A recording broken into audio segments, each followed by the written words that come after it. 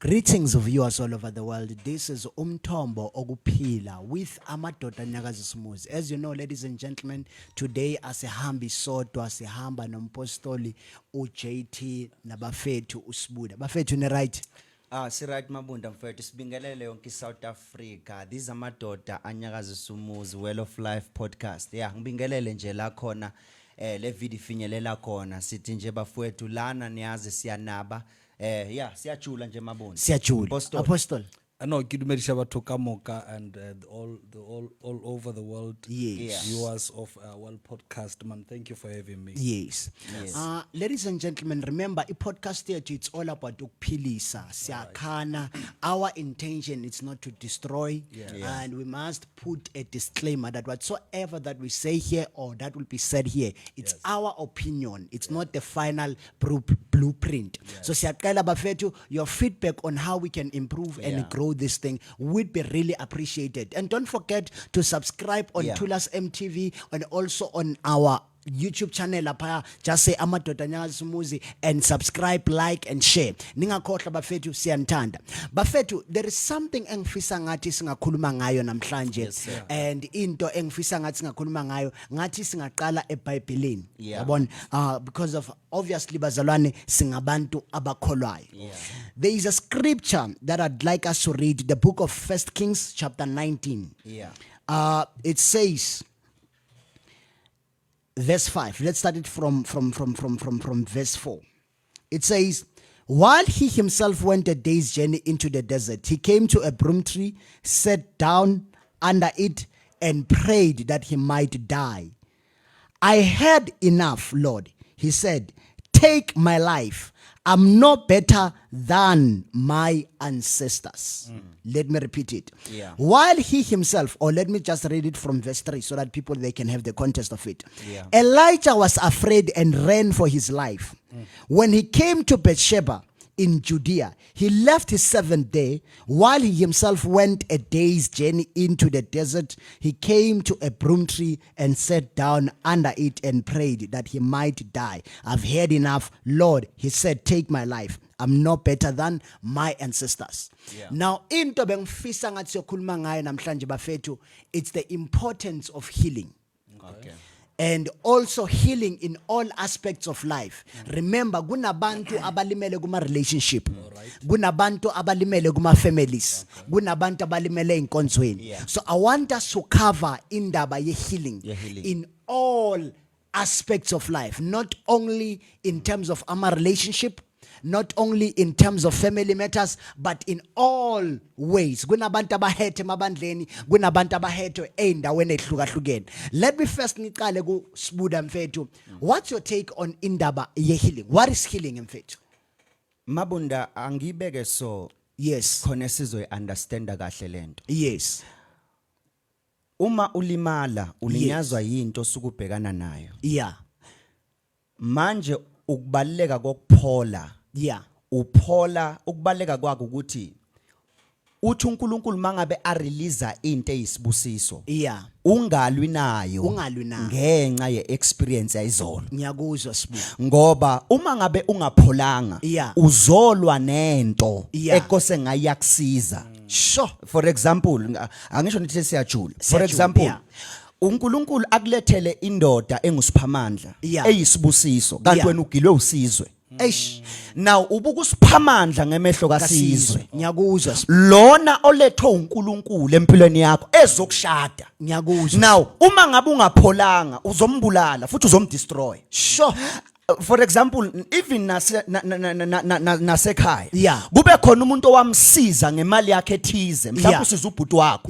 Now ubhuti wakho wakugila ngokuthi wamsiza, ngokuthi manje usumbuka ukuthi awupholanga, uyombheka ngamehla ayizolo, ungakhona ukusiza umuntu oza with the heart. Sure. Ekahle. You understand? So, Apostle. No, I think before ka bolela hore motho swantse a follow, we must understand. or what make him or ahobale. Yeah. Because most of time we rejadilo and we take things for granted. Yeah. Because sometimes haona botlhoko bo bo leng ka mo hare bo bo sa boneng ke motho. Yeah. Because if maybe I'm injured, ke robeile letso, everyone can see. Yeah. And they can console or bang khotase to say mfethu man ra o bona ho betse mfethu to ba sharp. Yeah. But the moment when unalislonda in your heart, no one sees it. It becomes very, very difficult. It's difficult. Even to pen on to someone else. Yeah. Now, the thing about healing, the Polo is because we need to move on. We need to move We on. need to let the past be the past. The past. Because motuasa falling opela atwareletse ko morao. Sure. Ka mogom fetu a boletseng ka ona to say sometimes modimo tlisha dilo tse di botse in our life, mara the question or we ask ourselves, because botlhoko tsa bothata ba botlhoko keng bo programmer to say everything e tla mo philong ba o ke botlhoko. Ke botlhoko. It create a system around you to say why o aba guti monna, why yeah. because simply because someone came in your life as a mouse scammer, you don't experience enough love. Sure. So that's why people need to heal. Yeah. Because the moment they heal, bathoma we value in a certain way. Yeah. Yeah. Because of mvangeli into engayibona bafethu ukuthi bayingozi abantu abangapholanga. Bayingozi kubantu labo uNkulunkulu azobaletha empilweni zabo. Yeah. Babe yingozi even to themselves. Yes. Yabona? Because of umuntu ongapholanga uthi noma ufuna ukumsiza, umbona asenkingeni, but usaba ukumsiza ngoba uzokubona ngathi uyi threat. Yes. Simply because abantu abamsiza before bamsizanga ngendlela Right. right. For example, kunabantu mvangeli okusho ukuthi ke uthola ukuthi one of the good days wake wahamba ayofuna umsebenzi. Makafuna umsebenzi athola umuntu lapha, whether the manager or whoever was there. Loyo muntu athi I cannot give you this post unless if ulala nami. It's just an example. Leyo nto igcine ihlale emqondweni waloyo muntu. To a point ukuthi every time makezwa umuntu athi wababa nabafuna umsebenzi, uba nento ethi ufunani lo muntu lo in exchange of what? Okusho ukuthi noma izinto eziright sesiza usibheka ngelinyiso. I don't know if it makes sense mfangeli. Yeah. Because iqiniso lithi Mabunda mfowethu, uma ngabe ungazinikeza isikhathi sokudila nesilonda, Yeah. ugijime uhambe, Yeah. isilonda sizo expanda. Yes. Sure. Ngiyakuzwa. Uyazi Mabunda, kunabantu mfowethu abazolimala manje, Yeah. bayobleeda somewhere. Sure. Balimale manje bayobleeda somewhere. Iphutha abantu abalenza most of the time Yeah. ukuthi njalo umuntu elimala, Yeah. ufuna izinto engathi zizodambisa Leyo kulokuthi pain. siyapholisa. Sure. Let me athi ngichaze la. Ichaze that. Mabunda, kunomehluko between ukudila nento completely. Yeah. Kunomehluko between ukudambisa into neutralize. We neutralize. So that you can move Ayipholanga on. kahle. You understand? Yeah, neutralize. And uma into neutralizer, the moment uloku uchubeka uhamba, Sure. is the moment lento expand. Sure. Kungcono Mabunda ngeke ngayibona lento the time ngisasoka ngaya nami kuyosoka. I'm sorry to say this got the podcast. Ngaya nami kuyosoka. Mabunda lapha yana bakunikeza ipackage. Bakunikeza ipackage Yokuthi udile nani nesilonda. Yeah. You understand? Osukunaso. Yeah. Now baze bakutshela nama ingredient. Yeah. Into yokuqala mawuvuka ekseni uqabanga isilonda. Eish. The moment noma ungakasiboni. The moment you wake up ucabanga isilonda, bathini uthela utswayi uthela amanzi uyogeza. Uma ungagezanga wajumpisa 2 days, isilonda siya expand. Sure. Even noma ulimele, take time udile nesilonda sakho. Take time because udile isilonda siyo destroy izinto uNkulunkulu aziletha empilweni yakho. Sure. And to be precise on that, Yes, sir. one thing I know about to be hurt, Yeah. you become threat to yourself and threat to everyone else. Yes, sir. Apostle. You know, because you become a daily pandemic because you're not healed. Yes, sir. One understand. So, and one thing, yellow too much. It's one thing is that we don't speak out. We don't speak out. We think to speak out is being a coward. And Yes, that's, sir. that's purely a lie. Yes, sir. So when we go through some stuff, we don't find relevant people to speak speak to. Yes, sir. And it becomes a problem. Yes, sir. And o tlo kry-a le gore re bona reaction ya o e ba physically. Yes, sir. Re bona reaction ya how e ba molomo. Yes, sir. Until there is something inside of you. Yeah. Ye le gore you have to deal with it in all the formula di ka ba presented to you. Yeah. So now one of the greatest things as re tšea from relationship, re tšea from every spheres of life. Yes, sir. People have to be healed. Why we must heal? The first, we are in this journey. Sure. For example, I'll give you an example. If you got puncher taking a journey to where Yeah. no, you have to sort out that puncher because the journey is too long. It's too long. O ka Yeah. tshwarele the things that have occurred 10 years back. Yeah. It is holding you back. Yeah. You know, the significant is that this is life. We need to move on. need There to are move many on. things that the Lord has for us. You know, speaking about still continuing kwindaba healing. Yeah. Let me say this mvangeli. Akekho umuntu oya go doctor atole I'm diagnosed. Yes, Okay. This is what happens. Yeah. Before, obviously, when you are sick, you need to admit that you are sick. Yeah. Yabona, you don't have to be in denial. Yeah. Because of as soon as you are sick, we are good doctor. Yeah. It doctor, it assess, it check, it diagnose. Yes, sir. Bese ignikeza is it called prescription? Yeah. Yazalwane Yeah. slow. Slow. Ikunikeza i-prescription. Yeah. Now inkinga yabantu abaningi balimele kodwa bazi ukuthi balimele kuphi. Okay. As a result, bagcina baba ne-prescription wrong. Wrong. I don't know if it makes sense. Makes sense. Yeah. Okusho ukuthi it's very important to analyze first ukuthi ulimazwe yini. Yabona? Then after you need to find steps towards healing that thing. Because of mafia ku doctor izokunikeza the tablets that are right and relevant to lento ekuphethe. Because diagnosis. Yeah, angeke uye ku doctor mvangele uthi uphethwe inyawo akunikeza amaphilisi wesisu. Yeah. Does it make That's sense? true. So kusho ukuthi even when we go before God or siye ebantwini, it's very very important to understand ngilimazwe yini. Emfethu sibuda wena wangilimaza. Okay. I'm giving an example. Angeke ngithi ngilimazwe nguwe bese ngicomplainela ubishop la. Okusho ukuthi I have to deal nalento engilimazile. Sibuda. Ngoba mabunda ibalekile le oyishoyo Yeah. ukuthi wazi ukuthi ulinyazwe yini. Yeah. Futhi wazi nokuthi okay leyo uyayazi ukuthi ulinyazwe ubani. Yeah. Because asiben realistic bafowethu. Yeah. Asiben realistic. Yeah. Uma umuntu ulimala kawu2. Ulimala kawu2 mvangeli. Ulimele wena emoyeni. Yeah. Futhi kunesilonde esiloko sihamba usibona. Eish. Mabonda. Sibu. Uma ngabe wena uzongilimaza. Yeah. Ngilimele mina. Yeah. Njalo mangikubona move uhamba la. Uyangihlokoloza. Why angixolelanga. Uyisilonde esihambayo. Sure. Sihlokoloza isilonde esingaphakathi kimi wena osenzile. Sure. Nayo lento ukuthi umuntu mfethu mabunda umbone ungamxoleli nayo henye into edelay ukuphola komuntu. Sure. Because iqiniso lithi mabunda uma ngabe wena ungona ungenza something. Yeah. Mina ngingakuxoleli kufana nokuthi mfethu ubeke ilitshe phezulu ekhanda lami enyolibamba for my entire life. Eish. Kodwa wena ukwazi ukuqhubeka. Sure. Ingakho mabunda njalo mangikubona ngiyobona into eyangilimaza. And ngeke ngibe free. Let's say naku okay ngidila nesilonda sami ngidila naso isilonda sami ngiloko ngidila naso. Yeah. If ngizodila nesilonda sengipholile mina. Yeah. Kodwa ngingadilanga nomuntu ongilimazile uyangihlokoloza okusho ukuthi I have to deal with me first and also deal nomuntu ongilimazile. Because if anginakekeli both parties, Yeah. then it simply mean ukuphola kwami kuyoba yize. Ngoba lesilonde ngisibona sihamba abanye mabunda baby daddy, abanye mabunda sikhuluma isilonda sabo, abanye bathi mababona ingane zabo ubona usizwe lo wamhlukumeza, ubona ubaba wakhe ajazi uhlekiswa kwalo owangilimaza okusho ukuthi angilimaza akasabona ingane kusekabona ubaba kasizwe, understand? Nokuhleka kwakhe akasa enje ukuhleka kwamntanakhe. Why?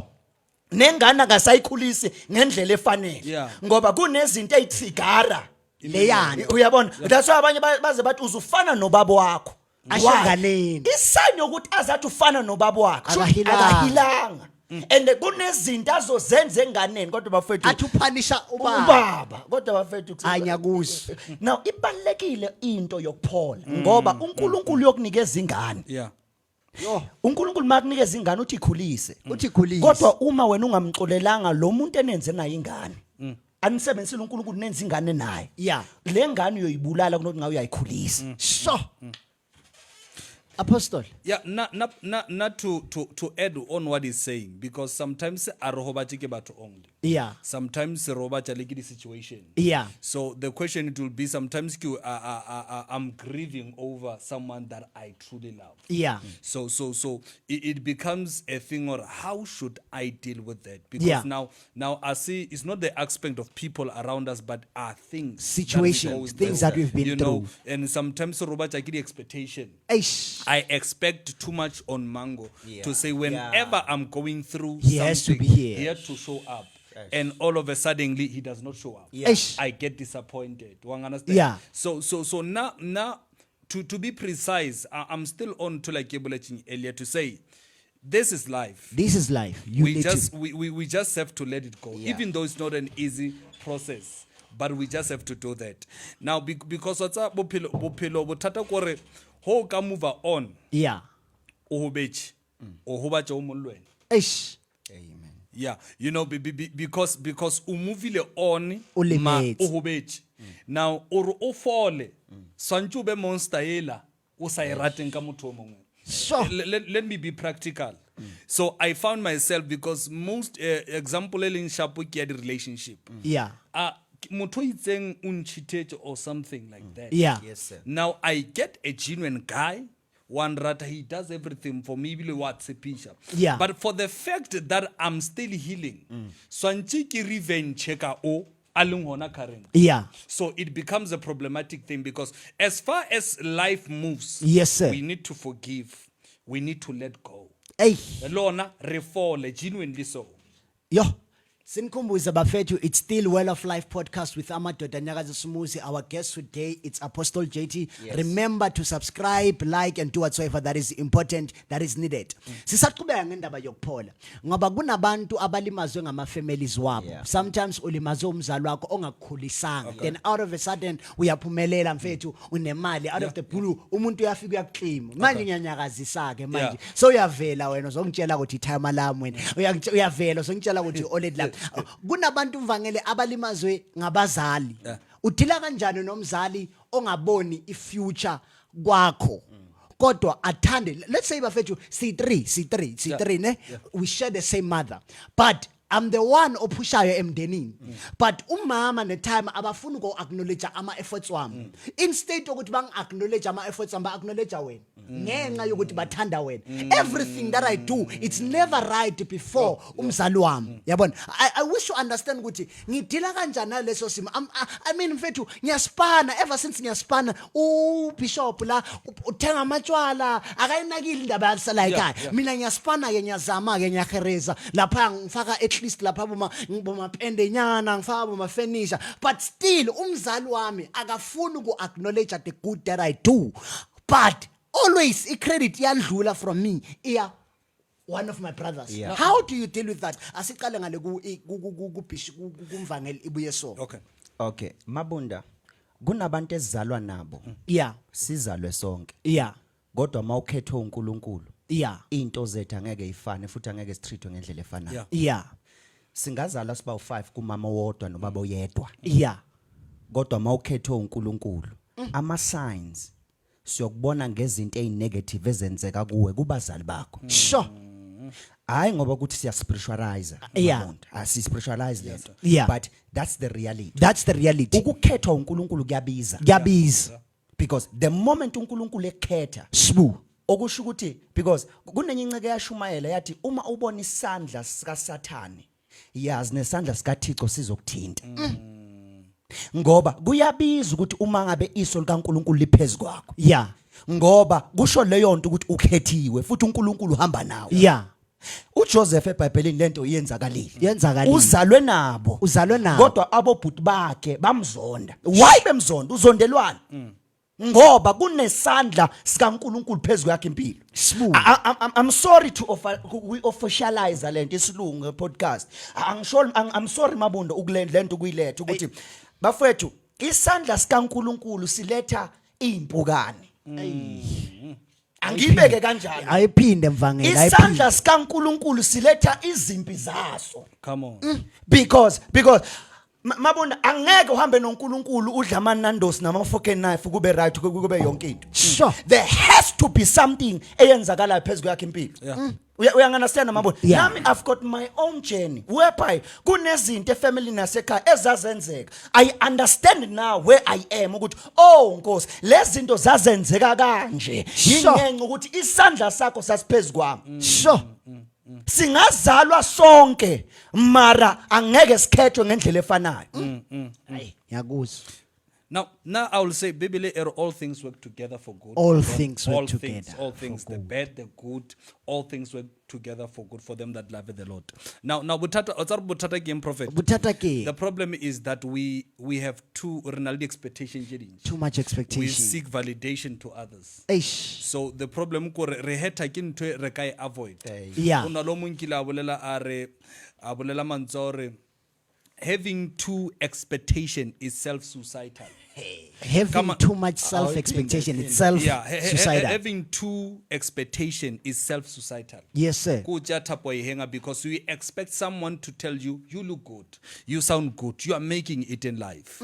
That's the problem. that's the problem Expectation. Expectation. Now, and the moment if we can escape or mudimar deliver to seek validation resharp. Yeah. Because we want to be complimented. Urnyakor everyone are betele matso. You understand? There are certain pain. There are certain pain recreated. Let us be accountable and reliable to that. Yeah. Because number one, you are putting a more effort than the other person than the other person. This person, yet you are seeking validation to others. Why can't you say to yourself, I'm providing, I give credit to myself, and you move on to that than to look for validation to another person? okushuthi Mvangeli, I hear you apostle Because mabunda nali ke iphutha umuntu okhethwe uNkulunkulu angalenza bonke abantu abazondwayo kodwa benza okuhle bonke abantu abangayitholi istempe ebantwini iphutha ongalenza ukwenza okuhle ngenxa yezinto ezenzakalayo because iqiniso lithi naye uSathane nokuvela afuna ukucima lento yenzayo ngiyakuzwa but wena uma ungenza imistake yokuthi uvela ungasayenzi lento uNkulunkulu akubizele yona ngenxa yeresistance uyangizwa mabona ngiyakuzwa kunomuntu mfethu othi umzali wami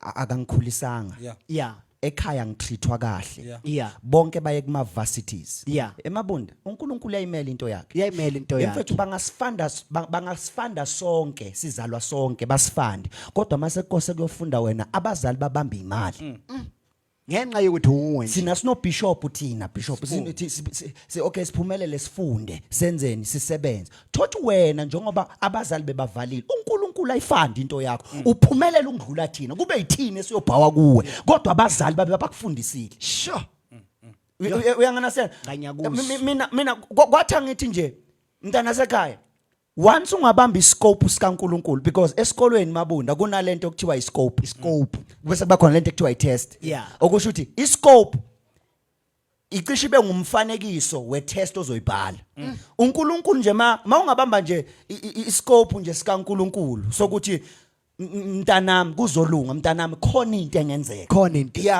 yazi noma ngabe amabhubesi nezinyoka ezivukayo kuwe understand into eyodwa mama uyangihlukumeza abantu wenzani kodwa nginescope sokuthi khona la ngiyakhona yeah ngoba abanye masingakhuluma okay mabona ngibona ngathi ngidedela kakhulu hayi Mvangeli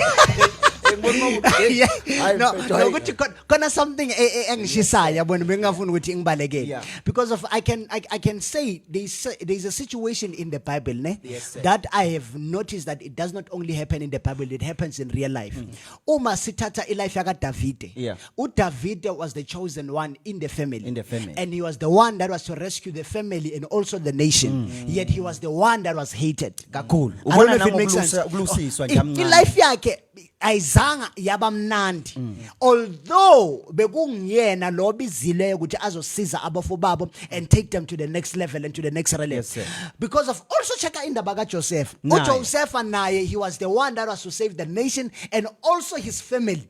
Kodwa as much as he was chosen, ilife yakhe yabanzima, wazonda abafobabo, wadayiswa, wa-accuser in all. Kwaba ngathi uNkulunkulu umlahlile. Ngoba abantu abaningi baqabanga ngathi once uNkulunkulu ekufavile izinto zizokhambela kahle. Kanti sometimes ukubizwa uNkulunkulu nokuthandwa uNkulunkulu and to be the chosen one, it's a sign ukuthi yonke into evelayo idila nawe nawe. kuqala. Yabona, because if you can check Egypt, there was never going to be a solution here drought. The economy was in trouble and all those kind of stuff. But if it was not for Joseph, bebe ngeke baphume. Same applies to David. David was the solution to indaba yaka Goliath. Yet he was the hated one. So mntana seka unokwenzeka ukuthi ube the chosen one in your family. Kodwa you become the hated one. For example, uJoseph mfethu akazi because of bekahilile. He had the right ukuthi uma bona bafobabo adinoba fenena nangidayisa. Ilife yami ibutep manje ngi right ngiyarula la eEgypt. I'm having the best position. Hambani niyoshaya indlala. Kodwa wa understand icebo likaNkulunkulu ngebetrayal yabafobakhe. Because of he was healed. It was easy for him ukuthi abahlanganise abobhuti bakhe. We are trying to speak to someone out there. Mfethu uNkulunkulu kuphumelelisile bakujikelile ekhaya understand manje uset but ngiyaqela go back and look out for your brothers, go back and look out for your sisters. As much as abazali bakho they were not paying attention to you bebangakufithi uphumelelile. What if bangakluphanga you would not be where you are today. What if bangajikelanga, what if check out look at those favorite ones ku family bakuphi manje baya struggle baya safara izinto mvangele. Ngizoyidedela kumpostoli. Uyazi Mabunda to deal nabantu abakuhlukumeza, to deal nabantu abaphatha kabi. Yeah. While usesephansi. Yeah. Ungabazondi. Mabunda ayikho into ezongilimaza mina personally. Nje ukuthi ngikushaye ngempama. Sibu Uceda ungihage. Ungibulele. Yo. Ayikho into ebhlungu nje ukuthi Mabunda ngikuncisha ukudla mina. Kodwa wena ungifida. Kodwa kusasa bese wena uyangifida. Ungibulele. Sha. Baba kuyoba ngazi ukuthi lithi iBhayibheli kuba ngazi ukuthi ungigwinyisa amabhodlela. Sha. And leyo nto ngokwayo yize mina ingilimaza ukuthi why ngikushaya ngempama ungihaga. Nami personal ingenza ngirepent. Sha. Ingenza ngibone noNkulunkulu wakho. Ngiyakuzwa. Ingenza ukuthi ngimamkele lo hamba naye. Sha. As much as umuntu akulimaza yazi ukuthi kusasa uyomenza ukuthi arepent angayiphindi lento komunye umuntu. Yo. Apostle. Now, you know, you spoke about Joseph, ne? Yes sir. You know, because Monday to Amudimuka Joseph was for his brothers. It was for his brothers. Yeah, it was for Israel. Who is Israel? Israel is for his brothers. Yeah. So if Joseph was not healed enough, he could have jeopardized everything Mudimu khalana leon. Sure. Because now Mudimu o tshepisitse kwa Abraham are ke tlo tsia ditlolo tsa hao. Yeah. Di tlo dula Egepeta. Hes no di dula Egepeta ba tlo tshwenyiwa there and there ke tlo ba lokolla I will take them to the promised land. Yo. But now who is the road to there? Is Joseph. Sure. So Joseph had to have a superior character. Yes, to sir. say, you have sold me out. Yes sir. I am good now. But Yes, sir. nevertheless, come, let us eat. Come, let us enjoy whatever mudima ibele mo pelomba. Yes, sir. So sometimes, what does that teaches us? Sometimes, even though people can do things that are bad in our life, we should reflect back to say, we did Joseph when he responded. Yeah. He said, you meant it to evil, but God meant it for good. Sure. Bothata kore wena khalo rwa ntloya mara khalo sa tsebo ro ntloeng wa ha ngwa nthusha. Sure. So there are certain people in our life or le ba ka re dia bo kankang mara Modimo is using them just for us or benefit. Kuba nento mvangeli in my heart that says ukungapholi Yes sir. kugenza uzincishe ithuba lokuba isibusiso ebantwini. Come on, that's Can I repeat that? Yes, sir. ukungapholi kukwenza uzincishe ithuba lokuba isibusiso ebantwini. Yeah. And as a result uNkulunkulu akakhona ukudedela isibusiso phezulu kwempilo yakho ngoba uyazi ngeke sifike kulomunye umuntu ngenxa yokuthi instead ukuthi ukhone ukuba isibusiso kwabanye abantu uyobheka amaphutha wabo nezinto abakwenza zona wena ugcine ungasababusisanga. Yes. I don't know if it makes sense. Okusho ukuthi imagine uNkulunkulu efuna ukusave the whole of Israel ngoJoseph, but uJoseph unamaqhubu no nale king emfake ejele. Remember the king yamfake ejele ngisho ngoba umfazi wakhe beyafuna you remember the situation. Now you had to say I cannot come and bring a solution. Musikuyafana wena ungaccusile yabo ngento engayenzanga. Imagine atshala abafowabo ukuthi no bafethu ikhona there is plenty but angikhona ukunikeza lezinto simply because of lezinto eningenze zona izolo. Okusho ukuthi kuneminyango uNkulunkulu engeke ayivule until uhila. Ngenxa izoba ngoba isibusiso sakho it's going to be a weapon to curse other people and it's not going to become a blessing. Uzophumelela just to prove a point. Sibude na lento yamadoda ivela engehlakalela ku podcast mama Bunda. uNkulunkulu unokufaka imbewu. Faka imbewu uNkulunkulu. Afaka imbewu. Agubhe afaka imbewu. Aceda anganisi imvula. Kodwa kunento oyifakile. Sure. Akayinisi imvula. Alethe izimo. Eziyokushaya. Kuphuma inyembezi.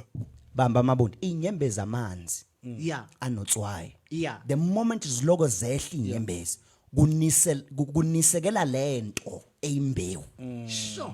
Le uThixo ayitshalile kuwe. Yes sir. Sure. Mabunda sinokuthi sithi sifuna amanzi sifuna izinto nani kanti labantu uNkulunkulu uyabasebenzisa ukuze azonisela lento kuwe ngoba ayikwazi mabunda lento ukukhula. The more lokukhaliswa, the more lokuhlukunyezwa, the more lokwenzeka zonke izinto, every drop ayibafowethu mabunda every drop counts. Mabunda makuthiwa inyembezi zomuntu aziweli phansi kushiwona shothi inyembezi zomuntu mabunda khona la ziyakhona ngoba kunabantu mabunda mfethu mabunda uThixo ngeke ayilethe kunezinto angeke azayilethe up until ukhale kanti mawukhala unisela lento bonke abantu abanama business they will understand this thing. Before ibusiness lami liphakama ngikhalile. Sure. Before umshado wami mabunda uba ucelebrate umhlaba wonke ngikhalile. Before umsebenzi wami mabunda ukwazi kwenza yonke into provider endlini ngikhalile. Why? Because lokukhala lokho kuyanisela. If ungakhali angeke wanisela mabunda kodwa kwethu. Hayi ngiyakuzwa. Pastor JT. Now what's that? Yangena lento. Yakhaya. You know, there are many aspects. I can go deal with one aspect. Sometimes you'll find or you have done something wrong, guilt, and to find out or whatever that you have done to another person. And you are bleeding, you know, because now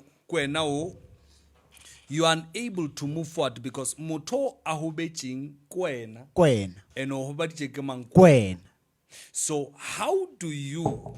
It's a question at some point. How do you forgive yourself? How do you forgive yourself before and because now if you can go to the person you're going to kill yourself still. To say maybe you have done this certain thing. Maybe for example, you have accidentally killed someone. And you have confessed.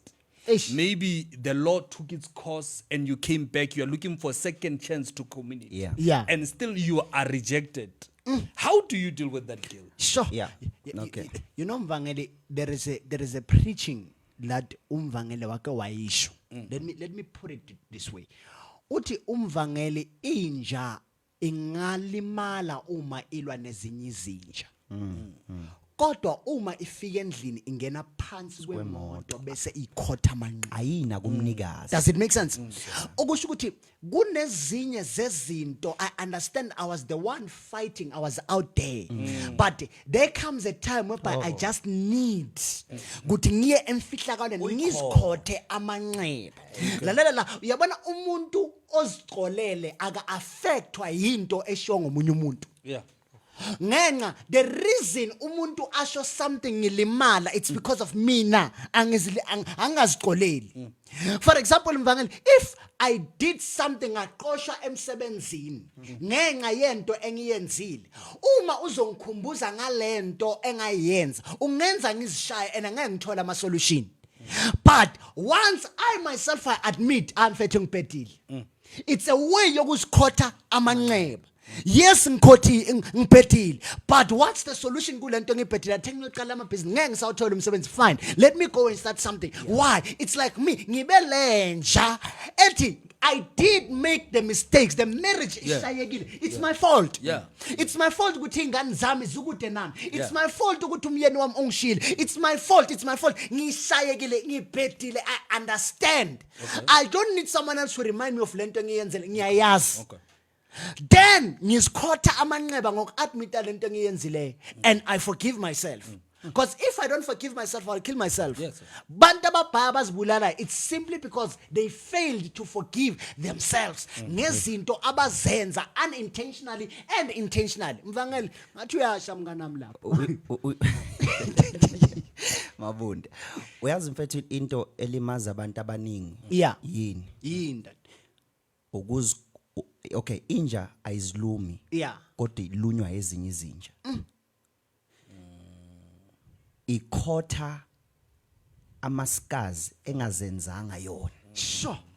Kodwa yenziwe ezinye zezinja. Yeah. Yenziwe ezinye izinja. Yes, sir. Into elimaza abantu kakhulu ukuthi ngidila nento eyenziwe umunye umuntu. Sibuda. Umpostoli kunento ayibuzile la wathi mfowethu ngiphola kanjani? Mfowethu singabantu Come on. Yeah. kunoNkulunkulu. Come Yeah. on. uNkulunkulu waye abakhona. uNkulunkulu ubakhona ngoba wenza lokhu abantu abahluleka kiko. Ukwenza. Yo. Yababunda uNkulunkulu mfethu, uNkulunkulu uyena osenza sixole. Yeah. Ayi. uNkulunkulu uyena osinikeza amandla lasihluleka khona. Ngiphinde kunomuntu kunoNkulunkulu. Yeah. Umuntu uyahluleka kodwa uNkulunkulu ungena la khona umuntu ehluleka khona. Yo. uJesu sesiphambanweni uthi baba ungababaleli lesisono baqolele. Ukusho ukuthi as much as lenkulumo straight mara kune engele khona la Nkosi nami ngisize ngibaqolele laba bantu. Ngamatshe noma ngeyitswepa abangishaye ngazo ngomqhele wameva abangifake wona ngilimele la ngikhona kodwa ngenze ngikhona ukwenza lokho engakhona ukwenza. It's irresponsibility kaNkulunkulu but iphuthe esilenzayo sihlale ekubeni sibe umuntu kunokuthi ngabe siletha uNkulunkulu enza umsebenzi wakhe.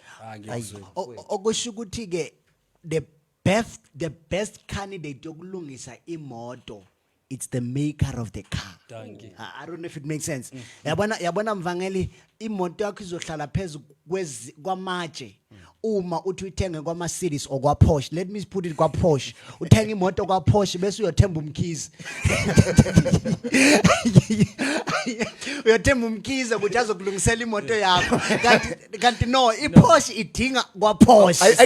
Ayidinga umkhizi. Yabona because of umkhizi instead ukuthi ayilungise uyimosha wese. Okusho ukuthi umuntu inhliziyo ayidinge abantu, idinga uNkulunkulu. Yabona because kunezinye izinto abanye bangazihila kodwa ama doctor nama specialists ahluleke. Kodwa lo okwenziwe umnikazi wenhliziyo which is God kube nguyena okhona ukuyilungisa ngoba mvangeli once waye emuntwini ufuna healing sometimes umuntu vela ayidabule kakhulu leyo nhliziyo. Yabona kufana nabantu abaqabanga ngathi bangathola healing ebantwini. Lithi iBhayibheli uyini umuntu othemba obeka ithemba lakhe ebantwini kanti ukubeka ithemba lakhe ebantwini ukuzibulala. Apostle JT No, you know, the thing about these things, you know, the things that we go through is that we now, the problem with people, we are negative. We are negative. Whatever that comes in our life, we interpret it. Yeah. Because una lo tse ding swantse ska ikonsena ka tsona because modimo e bona ka tsela o ka re we can have ka se Greek ba re zoe life the way God sees life bophelo ba o ka ona, Yeah. you know, because there are certain things di tla mo maphelong are not just to strengthen us. That's true. You know, even though we are people mo fangkheli we boletse Yeah. real re kwa botlhoko. Yeah. Sometimes oba motlanka modimo, there is a high level of expectation towards you. Yeah. Moral wise. Yeah. You make a decision, you get married. Yes, sir. When you get married, o bona a slave queeninyana sesuko mo botse khanti a o tsore ka mo a rona le bo slave queeninyana, and you get married to that person. and Anche one yeah, hopele one out doing. yeah, you know, and when life hit on you, spotlight dilo sa tsamai shapo se se a re no mfetu na ksa khona. Ish. And now what does society and the church says? Arga se motheletse moruto of divorce. Ish. And wabon so and the problem ke mang ha se nna ke tlhalang ba Yo, ba o ntlhala. tlhala. O ka re ka bona, you know, Yeah, ke a tlhala. yeah. So it becomes so very, very painful because nna ke realize tse mo fangkheti. Yes, sir. Dilo tse dintsi tse re bala mo tsona a ska rena ke ka batho. I don't know what's wrong. Hey. Because you'll find to say, okay, let us say I'm ke bolela nnete ka Yeah. podcast. Bo Marie. Now ke nyoko tswa mo lenyalong, maybe I'm being abused. Yeah. E ke abetho left and right and center, maybe ke nyetse le police mo fa.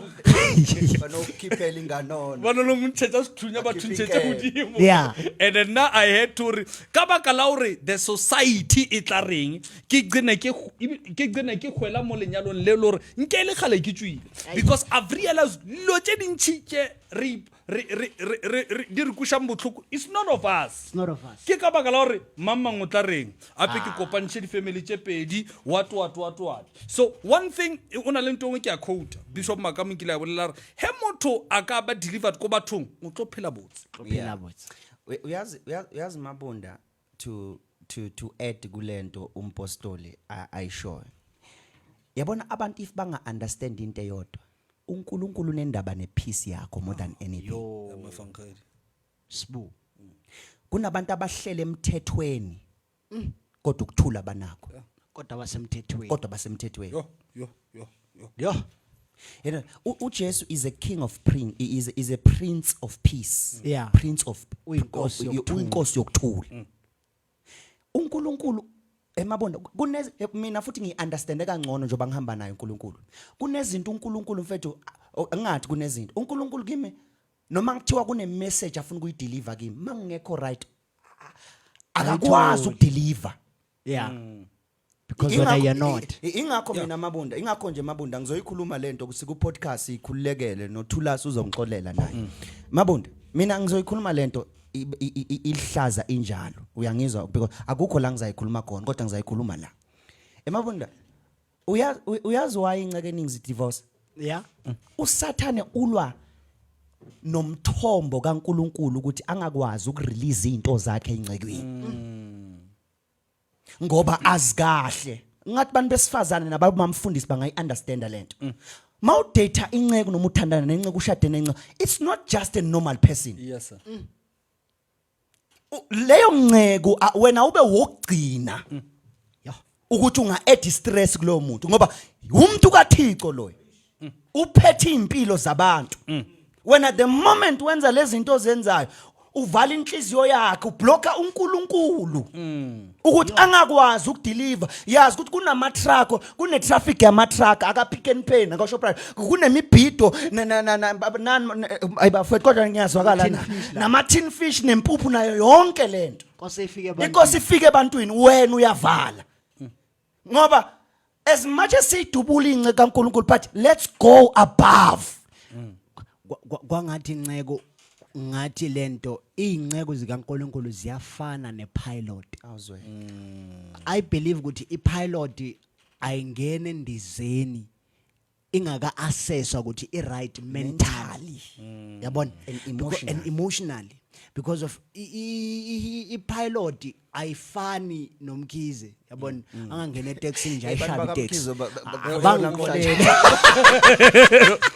angixolele bakamkhize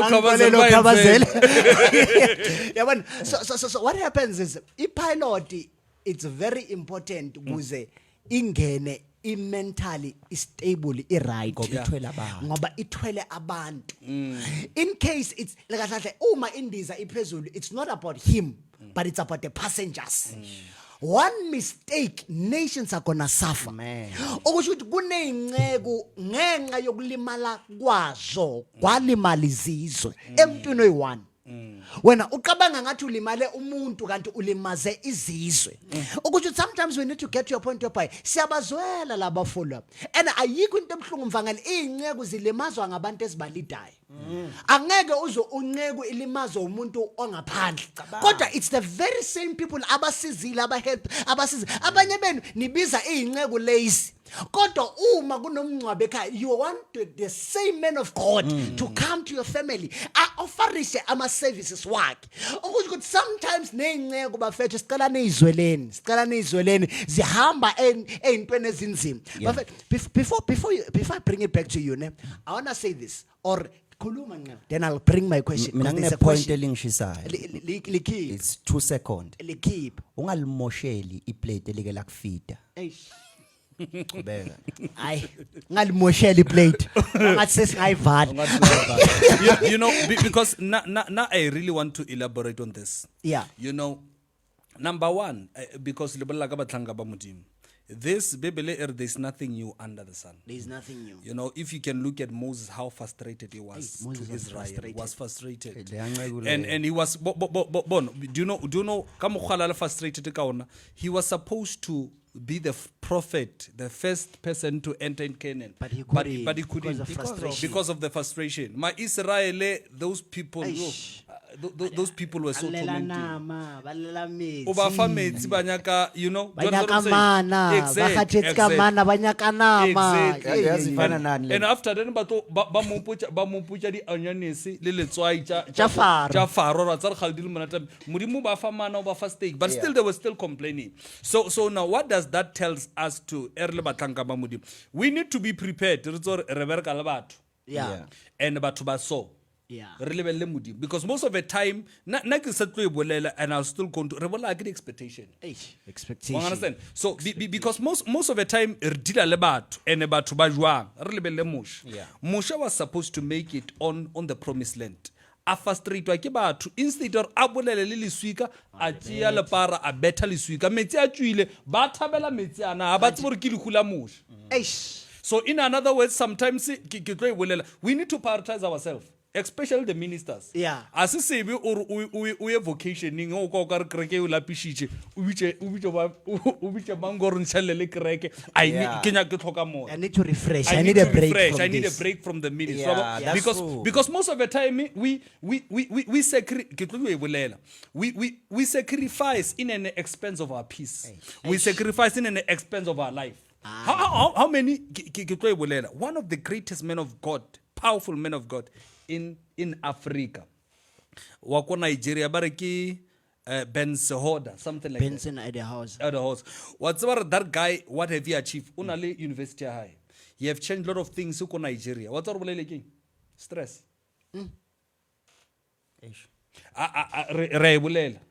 King stress. Why? Because at some point he was too giving and he did not have time or abeliye na a refresh. Hey, bafethu siyazi ngihlezi nezinceku zingakhuluma 24/7 yabona singakhuluma nje sishaye yavutha ngiyakubona nje ngiyakubona but I wanted to ask a question since we're talking about healing.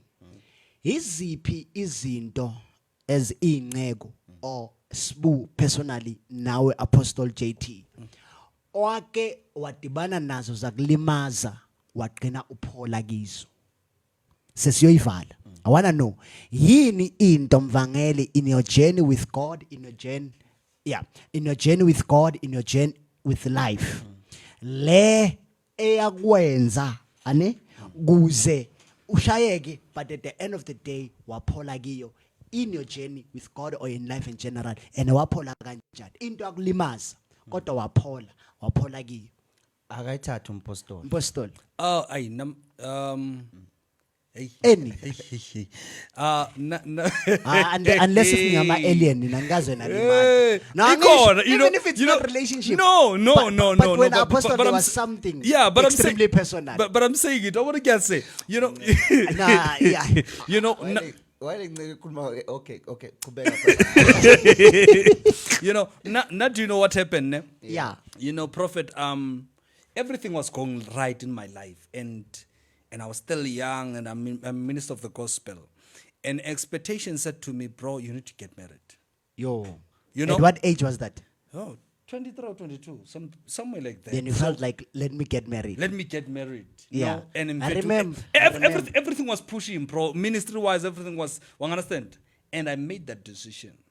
In that decision, she's beautiful. She's beautiful. Yeah, man. Gorgeous. Kisimatsa. Yo, kiss Matsatsa. And when you look at her in church, we kind of connect and stuff. Couple goals. Fun. Matching outfits. Yes. Ay. She can sing, bro. She can sing. Yeah, Oh, before- sukuma mgamba Yeah, born. come on, I'll come go on. to one lapho. Yeah, before I can ascend to a pulpit, Yeah. she's a preacher as well. Wow.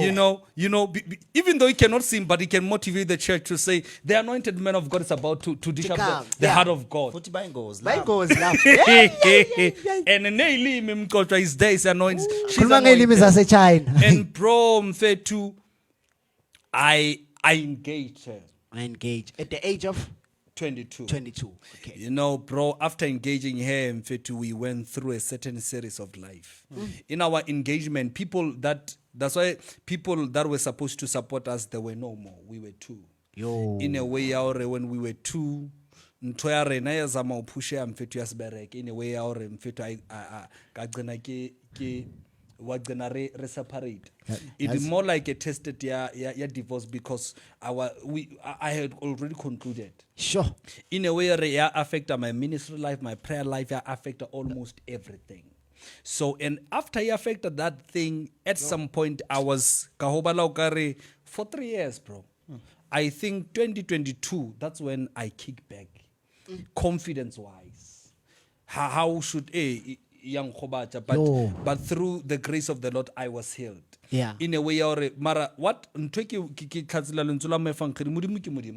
Yeah. There are certain things you can talk to people yet you don't find healing.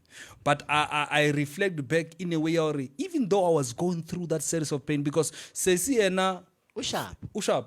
in fact, Move on. Yeah. in fact. Yo. Now I'm a man of God. There is something expected of me. I need to. hear you. Yeah. So, but by the grace of the Lord, I was healed. I was restored, and I'm okay now. Yo, like ngisazidedela kuze uphendule the same question. Yeah. I wish bafethu ngelinye ilanga nje size sikhulume ngepressure le abafundisi abayifaka Come on. to young preachers I-society, ukuthi bashade. Hey, Yabona? leyo. Sometimes simply because of ngibiziwe, now I'm forced to say Yeah. shada. Nalento ozoyishada Nalento totally ozoyishada ayikho. ayikho. Yeah. Yabona? And then at the end of the day uma sewushadile bayakuyekelela. Yeah. You walk alone in this Yeah. journey. Yeah. Bangeli No. ungayithinti le thinta Yeah, leyo okay. qala ukulimala. Because i-podcast le kunomunye ozothi nalento ozoyishada usho usibusho ukuthini. I mean unkosikazi lo muntu wesifazana okose ngayo uzomshada akekho because abantu odibana nawo ngamantombazana, Not women. not women. Uwayichabela mfangelo. Nalo awuchabela ya healing. No. No ngiyakuzwa nceke, ngiyakuzwa. Apostle into engizama ukuyichaza la mangithi mina ufakela ipressure. Yes, sir. Yet nalento koso nalento ozoyishada ayikho. Kugcwele ama-chicks. Awuzweka inceke nje ayithandaze nje uNkulunkulu alethe uRebecca angalethe uDelilah. Yeah. Okay. Back to that. Okay. Now uyeza mabunda ngeke lo Ngeke. mbuzo uze ngithi kuphela nakuwe mfethu uyeza. Uyindoda enyazisayo namnyanyangaza ngiyazi isingedwa. Now mina into yangilimaza ku ministry since nje ngaqala ukusindiswa is to be different. To be different. Leyanto yangisha big time mabunda. Yeah, because there is a way izinto zenza ngakhona. Yeah. And that are common. Yeah, because indlela engangishumayela ngayo as much as ama parable mabunda sinyakazisa ngawo umhlaba wonke le yanto mfethu yangilimaza mina uyazi kubhlungu kanjani ushumayela bathi ushumayela ngama example bathi ama-parable bathi ama-example ingaba ijoke namhlanje that thing it cost me shine confidence yakho yo because lento ingaphakathi egazini iphila kumina yes sir unguye kufana nokuthi sizalwe sonke kuyazi ubaba umnyama umama umnyama kuzalwa nje odakhi bodwa nje la novela uyelo ngiqhamuke mina ngibovu ngifanele uDavid ngishane inwele njani njani bazoyibuza ukuthi ubuya phi lo yeah into yangishaya amabunda yileyo waphola kanjani inceke yami is to accept ukuthi so ukuthi nginje yo kunezinye izinto amabunda ngeke uyishintshe yeah uyangizwa amabunda Yeah. angeke uzuyishintshe yabona ingane yakho amabunda mangathiwa uba nengane ingane amathi uyavela ikhulumisa kwakho noma kuthiwa ungayiconvince ukuthi hayi zama ukukhulumisa kwazi bani ngeke uvela unje eish so into yangenza nga overcome is to accept ukuthi uNkulunkulu ungiphe ngalendlela angiphe ngakho hayi angivumi sibonge South Africa woza mabunda woza mabunda ngeke ukubona ubantu kaMandela ngeke Mamunda there's a young minister there man okosaphile ngalento no mina ke bafethi into angilimaza ukuza ebantwini ngento uNkulunkulu ayintshele emfihlakalweni ngayilethe ebantwini abantu bangitshela the opposite validation here is what happens God has called me as a prophet yes sir and number 2 akazanga wangiordaina phambi kwabantu whatsoever come on sathi standards and I heard that Yeah. and not only hear that also see results. Yeah. Does it make sense? Now uma kubonakala results in that way you come to a person mangifika kumuntu engibukela ke ngathi no inkosi ngibize in this particular office which means that I need a training in this level in fact in our generation as soon as you say you are a prophet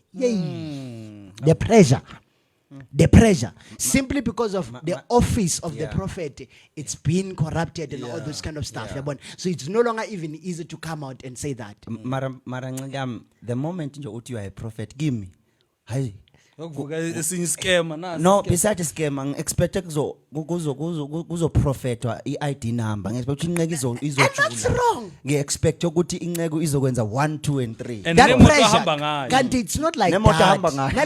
you get what I'm saying? Nalamasutha so mina that pressure yokuthi umuntu lo bengibukela kiyo wangicrasha simply because of yena ke kune idea yalento bekangibona nge for example the fact ukuthi ngishumayele an evangelistic message doesn't make me to become an evangelist does it make sense so umuntu angithathe based on into ngishumayelile athi ngiyiyo kanti I'm not that I'm what God says I am does it make sense because of singabantu kunento oyiyo le uNkulunkulu akutshelile bese kunento abantu babona ngathi uyiyo kanti ayona lento leyo ulento uNkulunkulu athi uyiyo you are what God says you are nami ngashayeka number 1 ngaqala ngadoubt ngimuza uNkulunkulu angitshela izinto ngomuntu kodwa ngisaba ukumtshela simply because of umuntu uthe angiyona le yanto but ngigcine sengisole sengisishilo umuntu oconfirm whatsoever that uNkulunkulu athe ngiyi so in our generation that was the thing eyangilimaza confidence wise ngashayeka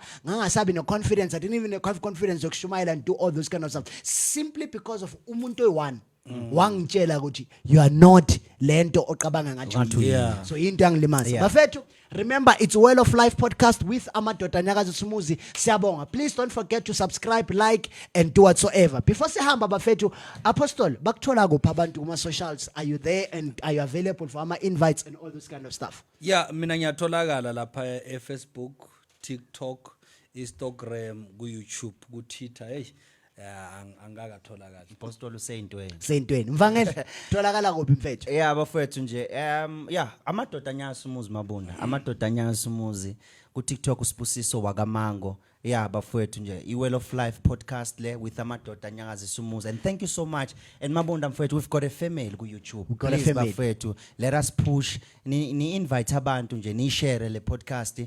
And yeah, and thank you so much for Tulas MTV. Siyabonga kakhulu. Before sivala mfethu sivala mfana before sivala mfana utholakala kuphi mvangelo shumayela kuphi in the next coming 3 months phela Yeah. ama celebrity bazalwane Ucali. baya travela Yes, mabonda nje. unento Where are you flying to? Hey yamabundo uyazi mabunda bafowethu siyobe silaphana eHenrina from gate 30. You're flying to Henrina. Yeah, laphana nje laphana ngey 30 zika June up until ngey 1 zika July. Yeah. So nje siyobe sinyakasa nomfowethu mabunda. Yeah, konje igama lenkonzo mabunda. 3 days of God's power with Amadoda AnyakazisaUmuzi. Sengisho lenkonzo siyobe sikiyo. Sikiyo inkonzo or ibandla? Ibandla, yeah. Hayi mvangano ibandla it's God's love. Yeah. God's love. Yeah. Apostle wena, where are you flying to? Mina ngizoba ngiseHamaskral. Oh, flying to Hamaskral. Ngizoba ngiseHamaskral July. Private jet. Hayi. Yeah. So ngizoba ngiseHamaskral and August ngizoba ngiseliphalale ekhaya. And September ngibuyela khona eliphalale. Yeah. Ndoda seliphalala. Thank you so much bafethu. We love you so much. Madoda AnyakazisaUmuzi. Amen. Hallelujah.